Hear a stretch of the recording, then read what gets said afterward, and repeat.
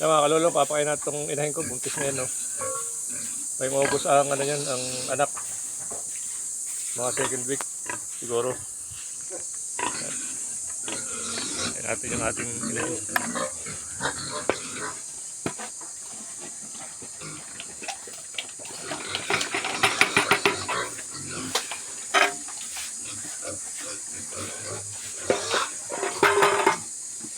Itong ating partner yan, 4.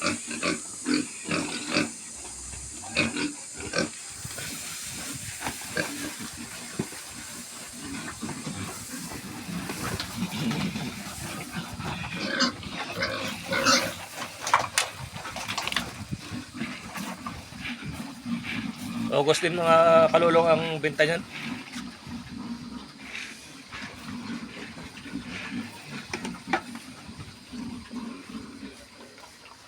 Mga anak, tapos mag-ibinta tayo.